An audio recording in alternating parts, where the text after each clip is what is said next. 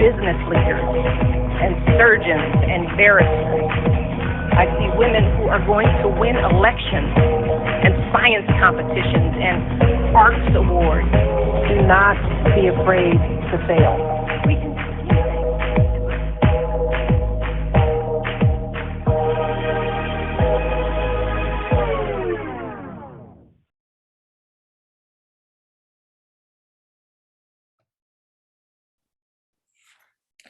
All right, everybody. Happy Sunday. Happy Talk Sunday. Yes. It has been some time that we have been away and we are back. And every time that we take time off, whether it be for a week or 2 weeks or a hiatus, even, the song always comes to mind, the welcome back, welcome back, welcome back. So I'm singing that song in my head and oftentimes sing that song when I am working on outlines. And I am so over the moon excited to reconnect with you guys, our audience, with our community, with our talk guests of today. And I am sharing the platform today with executive talk partner Kinshay Saxton. So this is a happy time for me. I'm excited to get started. While we were away, we hosted our very first health and wellness fair. Yes, awesome. Which was over the moon exciting, and in partnership, which was a great opportunity for us with the city of Houston, and also in just being able to collaborate with Houston area entrepreneurs. And when I tell you it was a good time, it was a good time. From the step line dance to the yoga to the meatless meatloaf to the sea moss tea, it was a good time. And it brought joy to both Kinshay and I to be able to see our entrepreneurs connect with each other and talk about their businesses and connect with the community in a way that we pride ourselves on doing. Here at Tiff Talks, our mission is to be able to connect people to community and then ultimately community to resources. So living that out loud, it just was awesome. We are looking forward to doing it again. We do not have an exact date, but we are anticipating summer. So stay tuned for that. And just all the good things that are going on for Tiff Talks. For those of you that are new to this platform, my name is Tiffany. I am a licensed clinical social worker by trade and a community activist at heart. And as I mentioned, my passion has always been connectivity. And this platform was created to do just that. We are conversation starters. We talk about taboo topics that are impacting minority communities. And we are going to be doing that today with our mid-season premiere for season 4, talking about leverage. I always get confused with that. Leverage, and really focusing on our bloom in life. As you guys may or may not be aware, April is Financial Literacy Month. And we are kicking that off today with our awesome guest that is going to be introducing himself in just a minute, and with executive talk partner Kinshay. So if you want to give a brief introduction for yourself, and then we'll hand it over to our talk guest so that he can introduce himself. Hello, everybody. I am Kinshay Saxton. As she has already stated, I am the executive talk partner for Tiff Talks. I enjoy the connectivity. I enjoy just everything about it. Interacting with people, Yes. The many events that we have. We have some awesome events coming. Yes. So we want you guys to stay tuned. And that's me. So if you would please, our talk guest, introduce yourself, share a little bit about where you're from and your background on the topic that we'll be discussing today. Sure. Good afternoon. My name is Gerard Clark. I'm calling from Winter Park, Florida.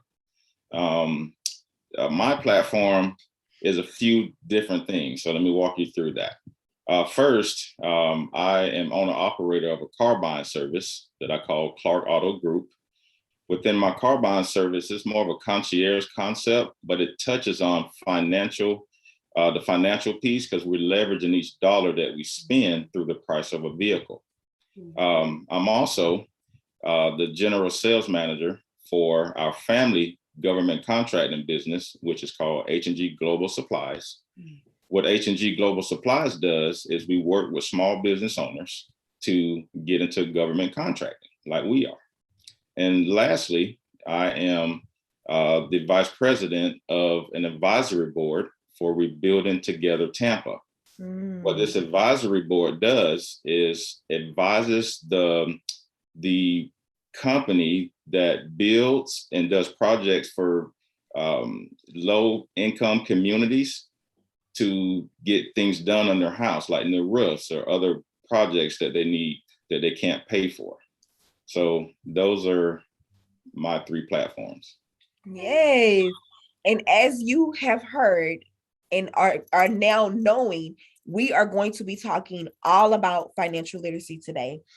This is kicking off our actual mini series surrounded around money mapping. And today is about the money rules. We're going to be talking about dollars and cents, SENSE.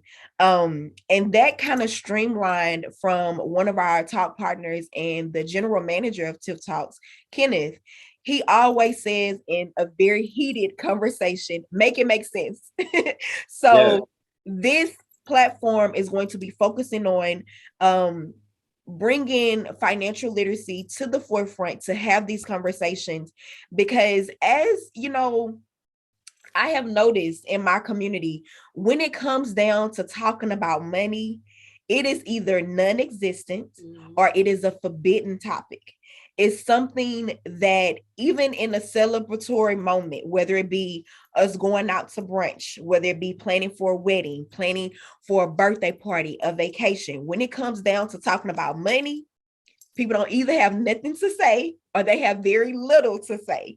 Right. And the goal as we initiate this conversation is to be able to create a safe space to talk about money, but also to bring awareness and insight and education to those things, so it's less taboo for our audience, and that ultimately they can extend that to their audience, to their community, to their platforms as well. So we are focusing on financial literacy, money management, challenging the uncomfortability of those things, and also being able to just focus on dollars and cents and making it make sense. So our talk partner actually has the first question for you, and we are getting started with our good commentary for today. So for me, I'll give you like an intro to my question, and then I'll ask the question. So for me, in the minority community, it's not the talk, like you said. We don't talk about it, we can't talk about it, and we won't talk about it. But it's a strong link between financial literacy and financial wellness among minorities. Those who are financially literate are more likely to plan and save for retirement, just saving for a rainy day. I know my granny used to always say that, but when the rainy day came, I'm still looking for the money. And they have no retirement savings. But many of us are financially fragile, meaning we don't like to talk about it, we can't talk about it, or we just don't know how to talk about it. So for that, my question would be for you, Gerard, what are your views on financial literacy in the minority community, and how can we increase financial literacy among the minority community? Yeah, I love that question. But before I answer that, I want to just touch on our minority communities. We're such good people. So we have other values that we cater to, and also our belief in our Lord and Savior. So we put a lot of stock on that platform, and that things are just get figured out as they're supposed to happen. But just being a good person doesn't attach you to the systems and the institutions that are created in our country. That's good. So having that said, I think that we know as a community what our issues are when it comes to being more financial literate. I think that it's been a movement in the last, I would say, about 5 years of people secretly studying and trying to figure out how to reverse this. Okay. So now I've been seeing that myself. So, but what's missing is that is bad information that's out there. And also the other thing that's missing is no one is reading the disclosures on the platforms that they're looking at.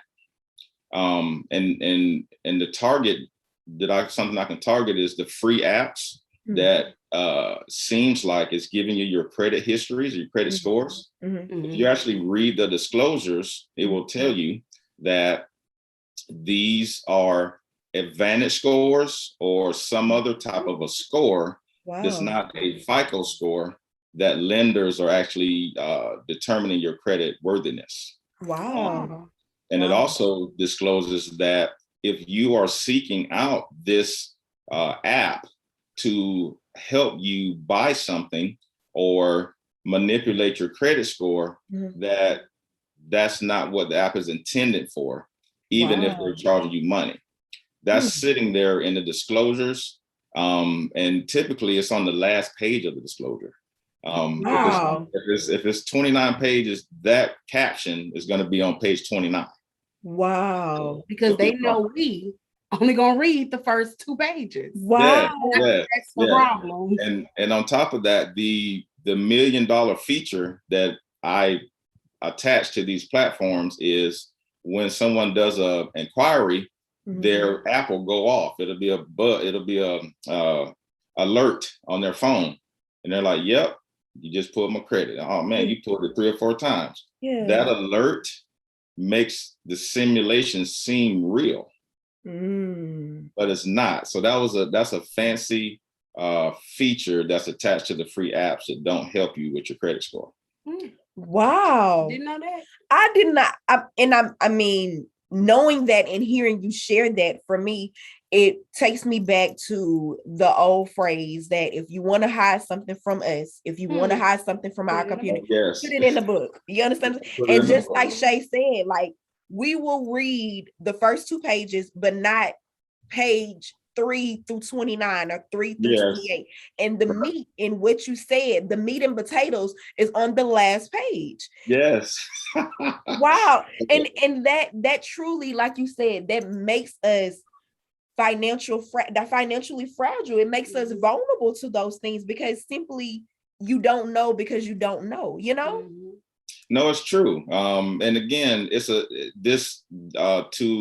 download a free app or to download an app, you're doing that by yourself. Because it's very uncomfortable to discuss with someone your credit profile and what you're trying to do and what you're, where you're at and your journey with that. So you end up taking that journey on by yourself. Now, it's almost an age group that does this in general. And it's the adult that is wanting to be the homeowner.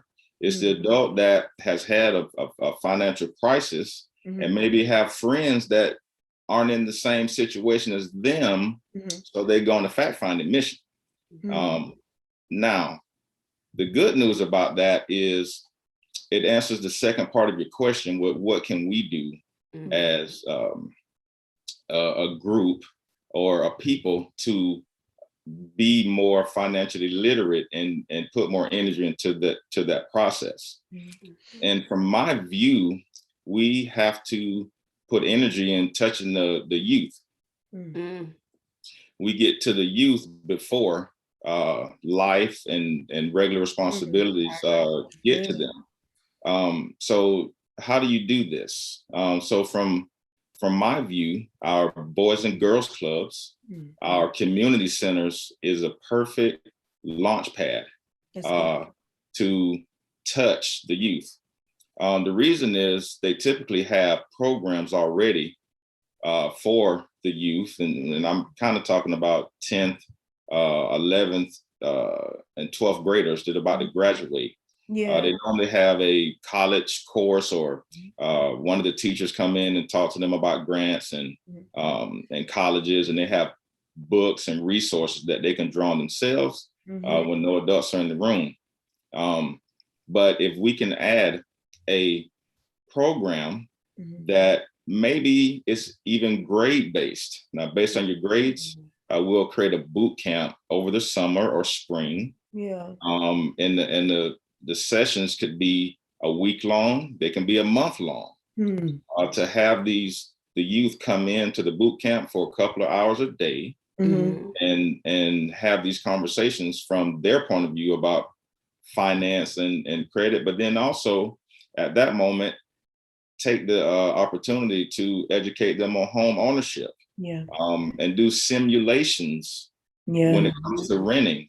Simulations really work good because you can take an example and say, hey, a 2-bedroom or 3-bedroom apartment, it costs, let's say $1,800 a month.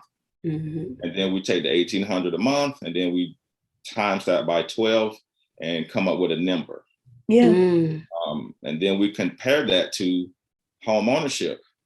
If you had that same simulation on the mortgage, you would be able to tie in how much of your hard-earned money that you're going to be leveraging into equity, and then what does equity mean to you as the individual? So the boot camps and the touching the youth a little bit more and earlier is the answer to us as a community addressing the financial literacy going forward into the future. I get that. When I was in the 4th grade, I believe we went to a place. I can't remember the name of it, but we went to a place. We had to work like a full job. They gave us a job. We got a paycheck. And then they showed us how to save our money. Wow. They showed us how to go to different stores and buy what we need for our houses. They showed us how to go and apartment hunt. They showed us all of that. But I want to say I was in the 4th grade. My sister was in the 3rd grade. They did it for her, but then they stopped just all of a sudden. But I thought that was a good tool because not only at home was my grandmother teaching us how to save, and we had accounts as kids on how to save. And then we also, like you said, our Lord and Savior, we had to pay that first too. And that's another question in there. But I was just saying in the 4th grade, we went to this, it was a whole thing. They had it set up like everything. Like you can work at McDonald's, you can work at the energy company. I mean, they just had all of that. You remember going there? I don't remember anything like that. I do remember like the junior achievements piece. I saw that. And as I remember being a part of junior achievements in the same age bracket, kind of like late elementary, early middle school, we talked about like finances and things like that. I don't recall there being something like that in this day and time, nor do I recall being able to zone into those skills like you said when I was graduating from high school and I was being approached by people that were offering me grants or offering me loans to attend school. I was just fortunate enough to have parents that modeled those behaviors. And unfortunately, when it comes down to us millennials, we may not have had all that same experience. And I think for me, that's why it is so hard for us to talk about our money, talk about having to split a check. And apparently what I'm seeing, even in pop culture, it's not just something that the average Joe, me, myself, and you and I happens when we go out and have brunch and it's like, who's going to split the check and how they're going to split the check. But celebrities are also having this conversation. I was watching the Wendy Williams show and Sherry Shepherd was talking about a show that she had done. And big time names had come and they went out to dinner after and they were sitting there having dinner. The check came and it was like, oh, I had this, I'm going to split this down the middle, whatever, until somebody was just like, no, I'll just take care of it, And there's always been this negative undertone or condemnation that's come along, like you said, with money, whether it been our own personal values, whether it been our experience. It's kind of like forbidden. I don't want to talk about how much I make. I'm gonna pay and use what I got to get what I need. And I just wait until it come about and address it when it gets here type thing. And for me, on this platform, knowing that we target and we have so many millennials that watch and that are part of the community, I'm interested to know, when it comes down to us as millennials, where do we talk about money and how do we create a safe space to talk about money? Yeah, so that's a great question. So the answer is to spend more time with each other. Just like networking. If we network with each other, then those conversations flow a lot more organically than if you had to say, hey, let me ask you a question about finance. How do you pay your bills? That's a little bit more invasive to do that.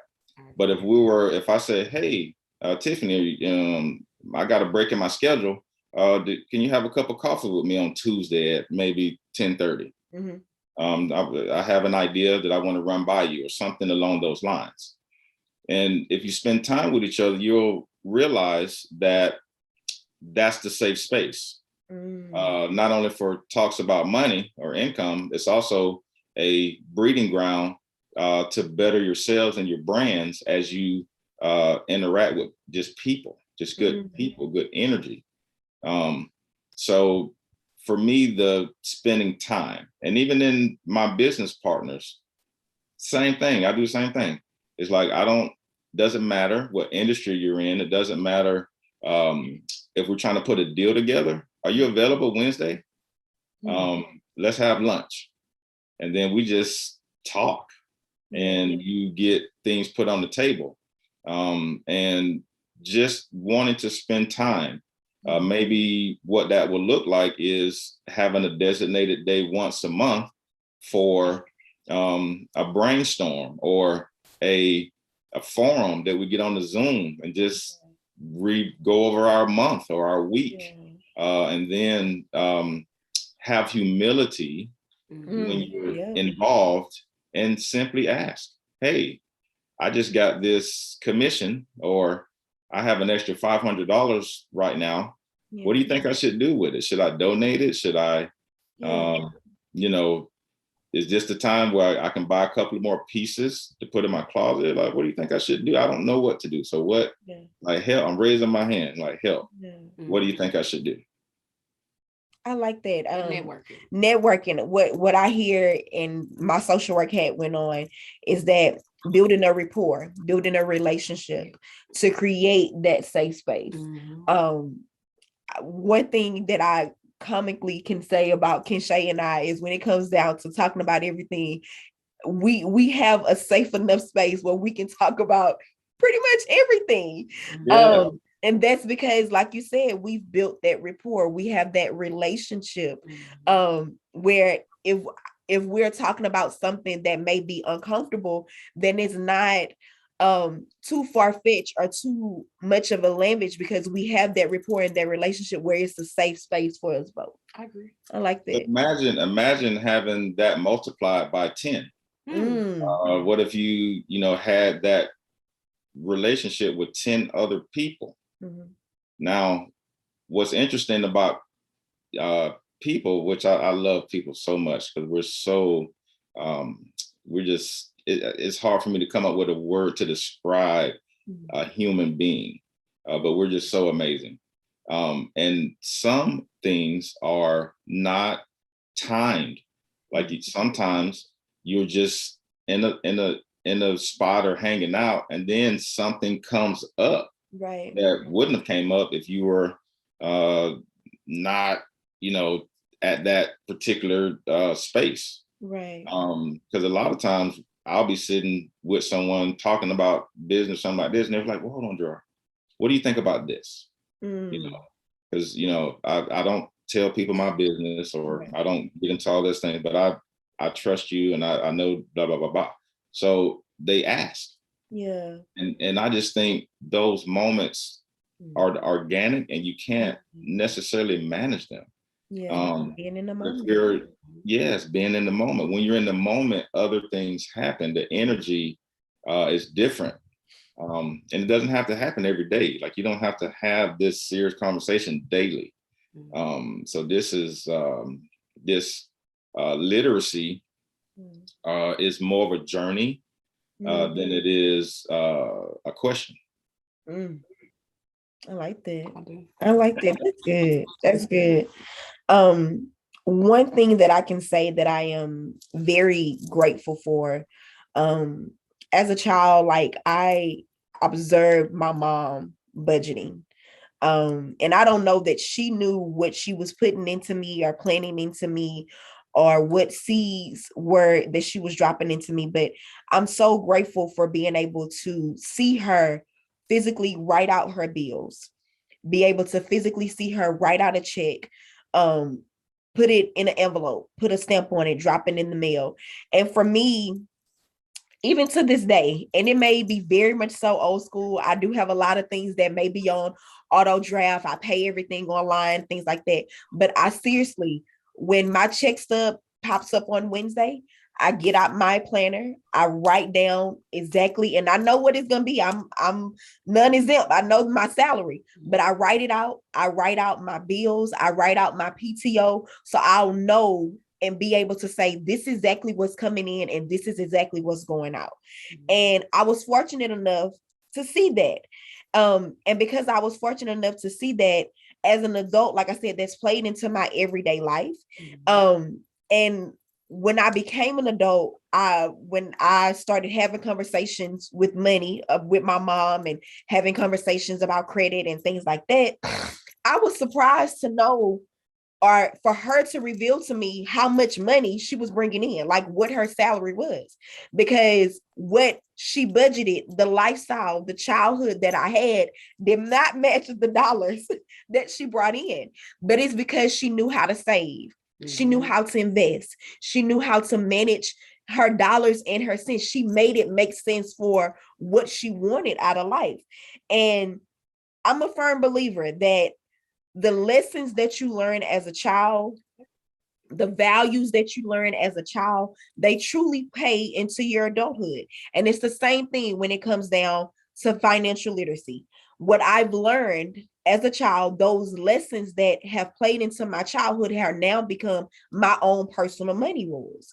So my question for you is, what is the lesson that you've learned as a child about money that you now appreciate as an adult? But also, what lesson have you learned as an adult that you would have appreciated learning as a child about money? I like that. That's a very interesting question. Now, there's two parts to that question. And the first part has been, what did I learn as a child? I think that my family always made it a point to have the ability to pay for whatever it was that you needed. And they didn't have sticker shock. They didn't try to negotiate. They didn't try to, they budget. They just simply wanted to know what was the bottom line. If I wanted to buy a television, it was like, well, how much is it? If it was a sofa, how much is it? If it was lawn equipment, how much is it? And my mother and my grandmother always said, put something up. You know, our parents from back in the day, they have a different word track than we do. Yeah. You know, they're like, make sure you put something up. But put something up really meant to have the ability to forecast what you're going to need, because you're going to have to pay the ticket, not a negotiated ticket, the price. And it was a pride to being able to step up to make that payment. Now, what that did for me, I think that actually helped me in my relationship with my wife, and also in building who I am as a person and what integrity I'll have. My grandmother used to say, the worst thing you can do is steal. Because so she's like, so have a job. So, and she's like, if you don't have a job, the first thing gonna happen to you is you're gonna get hungry. And because you're hungry, you're gonna go steal. And that's the worst thing you can do. Wow. And that's very comical, but that always stuck with me. But the reason that I think that helped me in my relationship and also with my kids and just life in general is I never had sticker shock. I never looked at rent or mortgage as that's too much money. I wasn't a negotiator because my family taught me to pay the ticket. So I appreciate that even my mom, as a single mother, she was not a negotiator. She paid the ticket. So being that I saw that when it was my turn, guess what? Pay the ticket. Yeah. Yeah. So if my wife is talking about, hey, I want to live in this, I really like this. And the first thing I'm saying, well, how much is it? Okay, let's pay it. And by doing that, I found myself in good situations throughout my life. I found myself into neighborhoods that are thriving. I found my kids are culturally diverse. I found that just so happens that on accident, your life just trends in a more positive area than trying to negotiate. If I was looking for a little bit cheaper rent, like $500, $600, that probably would have put me in a whole nother realm culturally. So learning that as a kid, I think it actually hit me on a higher level later on in life, just simply by not having sticker shock. That's good. That's good. So there was a part 2 to this question too. I forgot actually what it was. So what was part 2? What lesson do you now have, or you've learned as an adult that you wish you did as a child? I'm sorry, did you? No, I gotcha. So what have I learned as an adult that I wish would have been taught as a child? Right. Now, this is really good. This is really the uncovering of the country and the institutionalized platforms that are available. So what I wish my family would have done with all that land and all that money from the country was to teach me how to put it in institutions and reap the benefits from doing that. And for an example, had I known that had I known younger in life, 18, 19, 20, 21, that if I had an extra $1,500 and all I had to do was put it in an IRA, mature, for 2 to 3 years. Yeah. And that money would have doubled in that time. Had I known that was available, I would have put every dime that I ever had extra into a institution or a trade or something like that. Yeah. The reason that I say that and talk about that is because your money grows and makes a profit. And with that profit being that we talk about debt and actually building your credit scores through the platform of Fico, you can actually take the profit from there and address some of your credit issues and keep the driver that you started with continue to build more money up. And also, if with stocks and buying things that you can later on get a loan for. I wish that those concepts would have been introduced a little earlier as well, because all of these things, they double your money. So you don't have to make this high dollar amount of money for your career. What needs to happen is the learning how to leverage each dollar that you have and make it work for not only investments, but also make it work for you building your FICO score so you can pay less interest on things that you purchase. That's good. That's good. That's Yeah, good. so I love that part. I really do. And today, in my car buying service, that comes up more than any other platform that I have, mostly because people are trying to get to a monthly payment. To your point, Tiffany, when you say about budgeting, I see that a lot. People are budgeting their dollars based on their salary. The only thing that they can't address is the interest rate. So you have a 350 budget, right? But then based on your credit score versus what you're trying to purchase, that's where the disconnect comes into play. So I help manage that and show my clients how to yield a better finance option, and also to pay lower interest, and also set them up for a refinance to lower the interest rate even more as their credit gets built up at the same time. So this is almost a daily conversation for me.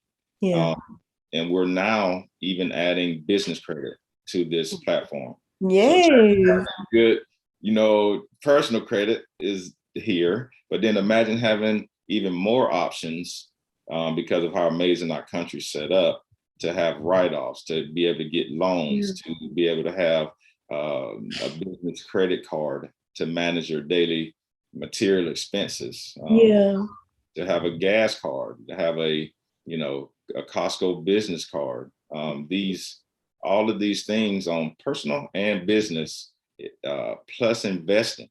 You add all of that together. Your circumstances will change. I love that. My experience is the same. Like, I appreciate that I was able to learn to budget and save. I would have appreciated learning more as a child, or even as a young adult, 18, 19, about credit, about FICO scores, about investments, about truly making and putting my money in a position or a place that will work for me, being able to have that return on that investment. As a child, I remember when we graduated from high school, my aunt gave us stocks in AT&T. And that was our graduation gift. I still have my stock. I think my cousins and stuff still have their stock, but that was my very first introduction to investments. But that's where it ended. We didn't have the hard conversation about credit and how your credit is truly, really, more valuable and valuable than your income. You understand what I'm saying? Because our country is built on credit and leverage credit. And to expand on that, the conversation is getting deeper to the point of when you're choosing your career. It's evolving to looking at the companies and saying, hey, what is your package for employees? Like, do you offer a retirement plan? Do you offer stocks? And these companies, they actually appreciate that energy, because from their point of view, they're looking for a way to manage when things get tough on that employee in their position of the company. The company can't necessarily give you a raise every time something's not fair, or you're in a disadvantage, or you're doing too much work. But what they have been able to do is leverage their number of employees into other products and investments and other benefits outside of insurance, when it could be profit sharing. So what I'm trying to get to is we're having that conversation because that, again, the profits of the company generating these programs for you, you can take those profits and then manage your life, manage your credit card debt. You can take a tax return and 5 stocks and the 1,000 that you saved, and you can pay some stuff off of your credit and not settle it. So the conversation is really getting big. That's good. That's good. Shay, you have anything to add to that? I agree. I was taught savings, and I was taught how to pay the Lord, pay myself, and that type of things for my savings. But again, my grandmother didn't talk credit. I can remember my grandfather would purchase things just because, and I'm like, okay, well, he ain't had the money, but he got the item, and he would always say, make sure you make this payment on time. And I'm like, okay, so you didn't have the money to pay for it. So that's when I knew that he was using credit. But I didn't know how important credit really was, because it was based, all we talked was savings. So I was taught savings. Yeah. I guess a bit more of my concern when it comes down to that, for individuals that don't have those same experiences, like you, like I, like Shay, where there aren't conversations about money, there aren't modeling behaviors about savings and budget and credit and investment. What advice or guidance do you have for those to be able to tap into that same information or somehow gain that same education and insight? Yeah, so it's that's very difficult in some senses, because what that says or means is that someone has to basically see you just walking and just come and grab you and say, hey, I'm going to teach you about credit. I'm going to teach you about how to have a healthy life. So that's not realistic for you to just pluck someone and say, I'm about to stuff this down your throat because it's good for you. So having that said, it needs to be that person should be, at this point, at this day and age, more curious about that information. And what I found is that people are very giving. People are very open to having almost any discussion with someone that approaches them about a subject. And back when I was young, in my neighborhood, I used to look around and I was like, man, where are the jobs? Where is everybody telling us what to do? And I would take that to my barber, because in my neighborhood, my barbers were the entrepreneurs. They were the ones that was everyone kind of came to. When you sat in the chair, you ran stuff by them. And Mr. Chappie simply said to me that, Gerard, the people that want to know, they're going to know. And that I didn't know what it meant at the time. But when I look back on it, you seek it out. And the first question that we answered, I identified that people are on this journey by themselves. It's not telling anyone. So, but when you do that, it's probably not helping you. So it's okay for someone in the community to ask, what is an investment? How do I just cut some yards this week. I have $150. What should I do with it? Be engage yourself, network yourself, be open in yourself. Because in our community, we tend to just kind of go into an area and stay there, and then we come out of the area. And we go back into the area. But the idea of being a true American and a true community servant is to come out, stay, then go back. So so the energy to for someone that's not having this same vision or opportunities is simply to be more curious and seek it out. Network. Yeah, and if that's not good enough, a lot of times, if you are in the community, like say you were on the Little League football team or basketball team or the church team or something like that. And those platforms, they do start talking about finances. They do start talking about colleges. They talk about God and so these platforms, they have more people like us that are looking at the kids, and they're also seeing their circumstances, and they're seeing they're looking at the kids, so they do start touching them. But if you're not involved in anything and you're not naturally curious, and you're gonna unfortunately you miss the boat until you are in the platform that brings this up for you as an individual. I like that.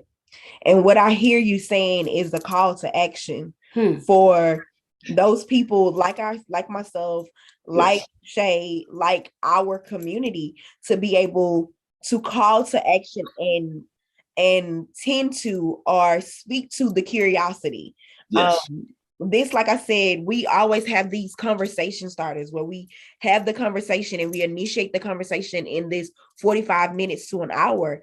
But these conversation starters to continue that conversation, to, like we always say, keep talking about it, be able to create a safe place, be able to create a platform or an opportunity to connect, to network, to have these hard conversations and have the resources available so that if you don't feel comfortable speaking with it or speaking about it in that very moment, and you're just there to be curious and listen, then you can take it with you and return back to it when you're ready. So exactly. I love that. So if you guys are just not joining us, we are making sense of dollars and cents and money rules. And we're here with our talk guest today, Gerard Clark, who is giving us all the gems about not only financial literacy, about Fico scores, about that disclosure that's on page 29 in the app that you got, that you are checking your credit score on. He gave us some gems about that at the very beginning. So if you're tuning in now, you need to go back and watch the beginning, but also about maintaining a form of connectivity that Tiff Talks and that we at Tiff Talk pride ourselves on, and making sure that we're connecting to resources and connecting to community. So as we kind of get to the feel good portion of this episode and kind of tying up loose ends and sharing like our final thoughts and insights, Shay, I know that you had a really good question that you wanted to ask in regards to guidance and sharing wealth when it comes down to financial literacy. What money managing secrets are you willing to share with our audience? Like, how do you manage your money that could possibly inspire or ignite that fire in someone else? What are your rules for money? That's what she said. Yeah. Real estate. Buy the house at the early age. By 25, buy a house. And it doesn't have to be a house. Let me take that back. It could be a condo. Okay. It can actually be a custom house, which is probably more realistic. Buy it. So that, because what happens is when you buy that, you the language that your payment, when you pay it, is put in, you're a homeowner. Even on a custom house, think about a house, because you think about a house that costs $50,000. What would that payment be? It'd be like $400. Yeah. And you're a homeowner. So that language alone real estate changes your credit score. It changes your trajectory. And once you're only paying $400, 500, 6, whatever, it's not 2,000. So for me, real estate, and then I invest. I invest every week. I put away about 40% of every dollar that I make. It's good. Every week. And I want to do more. I want to get to 60%. Because compounding interest is a beautiful thing. And once you have equity in the home or properties, I have 2. So one of them, I'm scared because I'm like, man, I only owe like 35 grand on this thing and it's worth 400. Wow. Like, what am I going to do with the money? So real estate early as possible, and save from your earnings as much as you can, and to invest. And then credit cards. I'm a person that love credit cards. Okay. I am a person that love credit cards on both the personal side and the business side. And the reason that I love it is because I'm not going to pay interest on them, because I'm in control of how much I spend on the credit card versus my cash to pay that balance is off, so that I can manage my interest that I'm paying per transaction. But those transactions actually build up your limits. Yep. So if you start at $500, let's just say, but in 3 years from now, they're going to say, hey, Ken Shay, you've been paying great, so we're going to up your limit to $2,500. And you repeat those steps. And then they say, hey, you've been great, so we're going to give you $5,000. And the reason that I like this is not because of the actual amount of money that you have in credit. It's more of so you don't have to spend so much energy trying to make sure that you hit all the rules. Am I 80% under? Did I pay it on time? That all of that's gone as your limits increase. Yeah. So you can focus on the transactions and leveraging your dollar. That's good. So those are the things that I do: real estate, investments, and credit cards on both personal and business. And I also do collateral loans too, because once I got some money and I done made some money off my investments, I'll take the profit and I'll go get a title to a vehicle and just hold it. And if I need something or something goes bad, I can always go use my credit score that I generated and leverage that car title to get more money than I paid for the vehicle. So that's good. That's good. Yeah. Those are show enough money rules. Like those are show enough money rules to be able to invest 40% of every dollar. I do. Well, here's the thing. When you invest a small amount, you get a smaller return. When you invest a larger amount, you get a larger return. Yep. So at 40% of investment, and if I do $1,000 a month, if I do that for 6 months, I invested $6,000. On that $6,000 that I invested, in that 6 months, I probably made $2,000. So the 6,000 turned to 8,000. So I keep the 6 in there, take the 2, and start looking around to see what needs to be paid down. You know, ask my wife, how much on your Apple Card? Okay, pay that off. How much on the pay that off? And I still keep the driver, the 6,000 and the 1,000 the next month to continue to grow. That's good. That's good. So that's why I want 60%. So I want it to be where I put $3,000 a month, and I got a lot of bills, so it's hard to do that. But if I was able to do $3,000 a month for 6 months of investing, how much that money probably would double. Yeah, your return. And I don't even need it. I don't need that much. I just need the half of that to take everything to zero. Yeah. And keep my direct deposits, keep all my, because at some point you'll end up getting to a place where you can take from your investment, take from the collateral loan. Yeah. Okay. Take from equity, and you can literally pay your mortgage for the full 12 months. Off of that. And imagine not paying a monthly mortgage. This takes a nice little chunk out of your mate. Imagine that bill not having to be managed. And all your other bills on credit cards, my light bill, my insurance, my gas, put that on credit cards, and I can come back and pay that whenever I get ready to. Wow. I was for my 25th birthday, I had planned like this huge trip and had saved all this money to go on the trip, and pretty much everybody chickened out on me. So I did take that money and purchase my first home with, and that's how I got my first home. That's how I got my house. And now moving toward going into looking for a second home, then Yes. I'm grateful that, like you said, I bought my home at 25. I mean, I've been in my home 10 years now, a little bit over 10 years. And I've paid off majority of my home where I can now take this equity and be able to say, I'm working on my second home. So Yeah.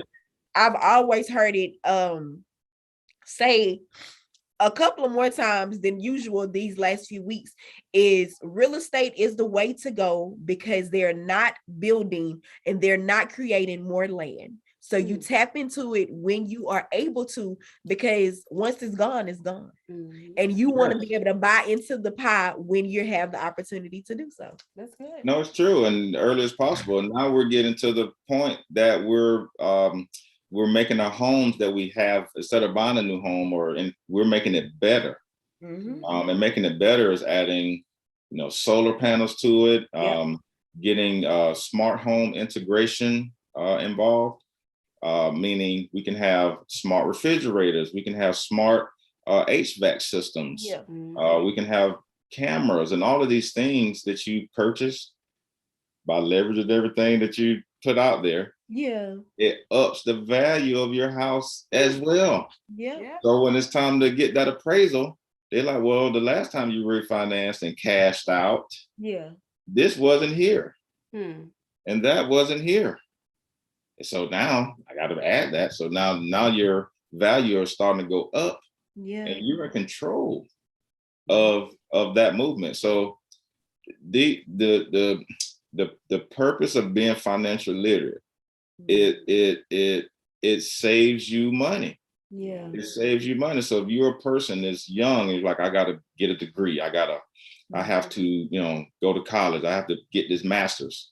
Well, get it, but just understand that you can get a master's in finance. So, yeah. I love that. I love that. This has been awesome. Awesome talk time. And I'm so glad that you have joined us to be a part of this talk time. The way that we wrap up every show is to be able to share our testament. So that one thing out of all the gems that you have dropped today, that people, I hope they had a paper and pen or will go back and rewatch as many times as they need to and jot down all of those objectives, questions, action items for every question that we've asked of you today. What is the one thing that you want to be sure that our audience take with them and keep with them to apply to their everyday life? Yes, I love that. The best way to recap and touch on that is to let the audience know that we as the people are in control. Nothing of what was mentioned today or finance or institutions, it doesn't have a face on it. It doesn't have a skin tone to it. It doesn't have anything to it. So just understand that we're in control. Also understand that it's fun to make money more than one time on the money that you made. It's really fun. It's like a video game. It's so fun that once you get through all the bad information that these settlement companies are giving out and these free app companies, this Advantage Score, this Experian movement, once you cut through all of that, you'll get to the meat and potatoes, and just know that you can improve the situation. And then also, I'll take the time to introduce, I have a program. It's called the FICO Score Mentor program. And that mentoring program is for the sole purpose of extending the conversation from day to day, week to week. It is a platform for you to be yourself. It's a platform to ask the silliest questions you can come up with, but it's also a platform to allow you to function the way you need to function, whether you have to write stuff down, whether you have to record it, whatever it is. Being your FICO score mentor will allow you to be that person. That's good. So we'll connect the dots on that at a later time. But we're in control. Through this conversation and these techniques, we can grow our communities. We can make them better. We can patronize things that we think are important in our community because we have more money to do it. That's good. I love that. That is an awesome testament. That's a great roundabout on. Yes, roundabout on. So Shay, how are you gonna leverage that? I think he said it all. Yay. But I think making money makes sense. I mean, investments, real estate, and being able to have those conversations and creating a safe space, networking, making the conversation comfortable for those who are not comfortable. Organic conversation. Organic. That's the key. Yeah. So that's hang out with your friends and family and business partner. Hang out, and it's gonna naturally. I think my only add to is to be able to encourage people to spike their own curiosity, to be able to seek out the education, seek out the insight, seek out the awareness about financial literacy. So like our talk partner, Kinshay, and like Gerard, our talk guest shared today, let none of these things, none of these goals or these aspirations are out of our reach. To be able to understand that they're all feasible, we just have to seek them out. We just have to read page 1 through 29. We just have to, be able to have those organic conversations, be able to create a safe space to do that in. And I'm gonna consider this a call to action for us. And to be able to create and harvest a space where we can have more of these conversations and not just sit around, financial literacy month, but in a place where we continue the conversation. So this has been good. This has been so good. Yes, it has.